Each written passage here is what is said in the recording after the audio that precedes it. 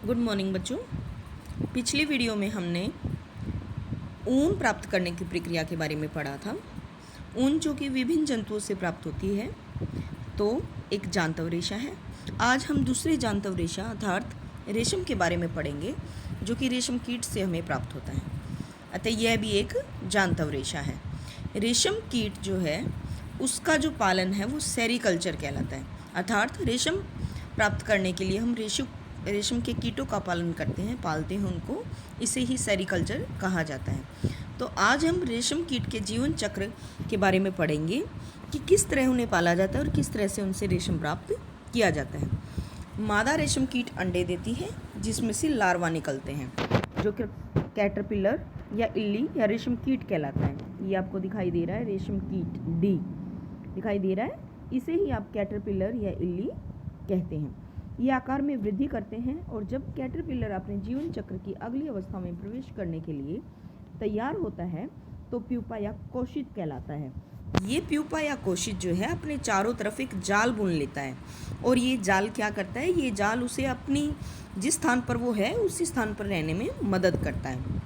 फिर ये अंग्रेजी के अक्षर 8 के रूप में अपने सिर को एक सिरे से दूसरे सिरे तक उसी के अंदर ले जाता है और जिस समय ये अपने सिर की गति कर रहा होता है उस समय ये प्रोटीन से बना एक पदार्थ जो है वो छोड़ता रहता है, तार की तरह। जैसे मकड़ी होती है वो जाला बनाती है, उसी तरह से ये जो है प्यूपा, ये भी अपने अंदर से प्रोटीन से बना जो जाला है वो निकालता रहता है, जो कि सूख कर रेशम का रेशा बन जाता है।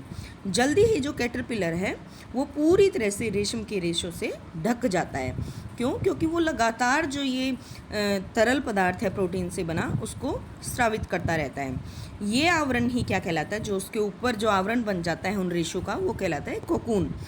कीट का इसके आगे का विकास कोकून के अंदर ही हो जाता है। ठीक है। रेशम के रेशे जो उसके ऊपर लिपटे हुए हैं उनका उपयोग रेशम के वस्त्र बुनने में किया जाता है। अब आप रेशम ये सोचते होगी कि रेशम का रेशा कितना कोमल है, लेकिन आप ये नहीं जानते कि वो एक स्टील के तार से भी मजबूत होता है। रेशम का धागा रेशम कीट के कोकून से, उसके अंदर प्यूपा होता है जो कि एक कीट है, और उसके ऊपर जो धागा रूपी जो संरचना वो जाला छोड़ के बना लेता है वो कहलाता है कोकून। अब वो रेशे तैयार हो जाते हैं तो रेशम कीट अनेक किस्म के होते हैं जो एक दूसरे से काफ़ी अलग दिखाई देते हैं, और उनसे प्राप्त होने वाला रेशम का धागा जो है उसकी चिकनाहट, चमक या उसकी क्वालिटी अलग अलग तरह की होती है। ये आपको रेशम के विभिन्न जो अलग अलग तरह की किस्में हैं उनके बारे में बताया हुआ है, जैसे कि टसर रेशम, मूंगा रेशम, कोसा रेशम, और भी कई सारे किस्म के रेशम हमारे देश में भी पाए जाते हैं। ठीक है।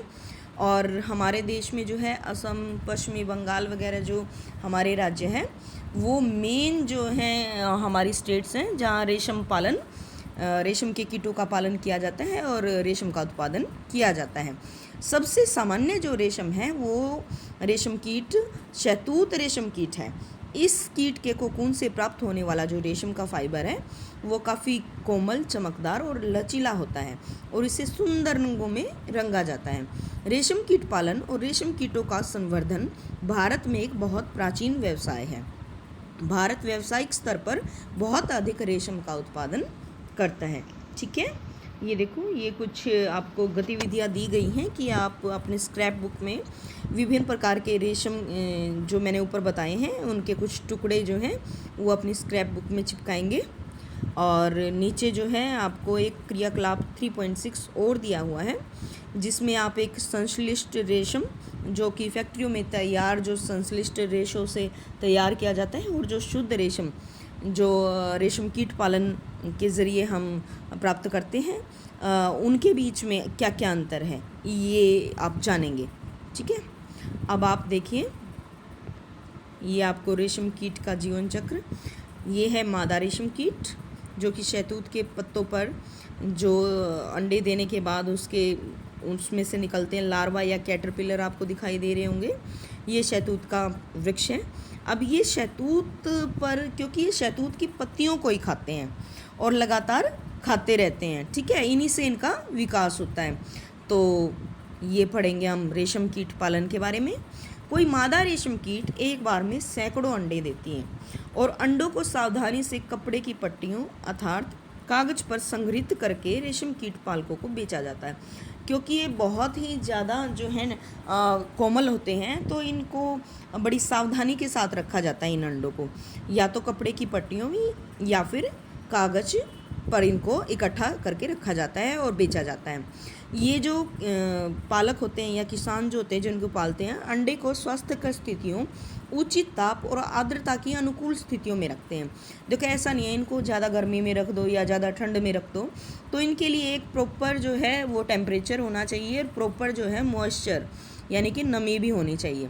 अंडों को उपयुक्त ताप पर गर्म रखा जाता है जिससे अंडों में से लार्वा निकल आए। कोई भी अंडा जो है, किसी चाहे वो मुर्गी का अंडा है या किसी अन्य जो पक्षी का अंडा है, उसे एक टेम्परेचर की आवश्यकता होती है ताकि उनमें से बच्चा निकल सके। तो इन अंडों में से भी लार्वा जो निकलेगा उसके लिए कुछ तापमान की आवश्यकता होती है। ये तब किया जाता है जब शहतूत के वृक्षों पर नई पत्तियाँ आती हैं। अब शहतूत के पत्तों पर नई पत्तियाँ आएंगी तभी तो वो जो हैं उनको खा पाएंगे। लार्वा जो कैटरपिलर अथवा रेशम कीट कहलाते हैं दिन रात खाते रहते हैं और अपने साइज़ में बड़े होते रहते हैं। लार्वा को फिर शहतूत की ताज़ी कटी पत्तियों के साथ बाँस की स्वच्छ ट्रे में रखा जाता है और 25-30 दिन के बाद कैटरपिलर जब खाना बंद कर देते हैं तो और कोकून बनाने के लिए वो बांस से बने छोटे छोटे कक्षों में चले जाते हैं। ठीक है, अब उनमें क्या, उन ट्रे में क्या रख देते हैं, या तो छोटी मोटी डंडियाँ रख देते हैं या कुछ रैक टाइप का रख देते हैं जिससे कि कोकून जो है वो जुड़ जाता है। अब कैटरपिलर अथवा रेशम कीट कोकून बनाते हैं जिनके भीतर क्या होता है, प्यूपा का विकास होता है। अब हम पढ़ेंगे रेशम का संसाधन कि अब कोकून तो बन गया, उससे हम रेशम कैसे प्राप्त करेंगे। रेशम फाइबर प्राप्त करने के लिए कोकूनों की बड़ी ढेर सारे कोकूनों का उपयोग किया जाता है।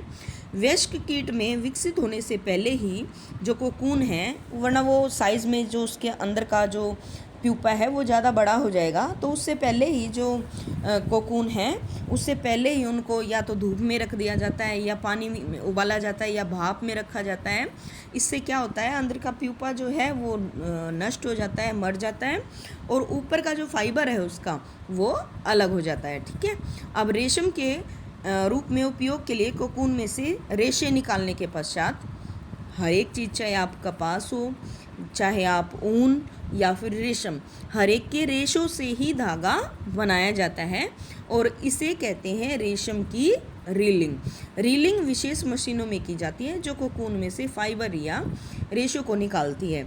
फिर रेशम के फाइबरों की कताई की जाती है जिससे रेशम के हमें धागे प्राप्त होते हैं और इन्हीं रेशम के धागों से हमारे वस्त्र बनाए जाते हैं। ठीक है बच्चों, अब देखो रेशम की खोज के बारे में मैं आपको बता रही हूँ। रेशम जो है वो सबसे पहले इसकी खोज चाइना में यानी चीन में ही हुई थी और चीन में काफ़ी समय तक इसका उत्पादन होता रहा छिपा कर, और बड़े समय के पश्चात ये व्यापारियों द्वारा पूरी दुनिया में इसका व्यापार बाद में किया गया। देखिए इसकी खोज हुई कैसे। रेशम की खोज का यथार्थ समय संभवतः ज्ञात नहीं है। एक चीनी जो किदवंती यानी एक दंत कथा है कि एक सम्राट हुआंग टी ने साम्राज्ञी सी लुंग ची से अपने बगीचे में उगने वाले शहतूत के पत्तों की पत्तियों के क्षतिग्रस्त होने का कारण पता लगाने के लिए कहा। यानी एक चाइना के एक राजा थे, उन्होंने अपनी रानी को बोला कि हमारे जो बगीचे में है उस शहतूत जो का पेड़ जो है बगीचे में, उसकी पत्तियां जो है वो ख़राब होती जा रही हैं, तो ये क्यों हो रही हैं इसका पता करो। तो जो रानी थी उसने पाया कि एक सफ़ेद रंग का जो कीड़ा है वो शहतूत की पत्तियों को खा रहा था और उसने ये भी देखा कि जो कीड़ा है वो अपने इर्द गिर्द अपने चारों ओर जो है वो चमकदार एक कोकून बना रहा था। संयोग से एक कोकून जो है उसकी चाय की प्याली में गिर गया और कोकून में से नाजुक धागों का गुच्छा जो है वो अलग हो गया। यहीं से जो है रेशम उद्योग का प्रारंभ चाइना में यानी चीन में हुआ।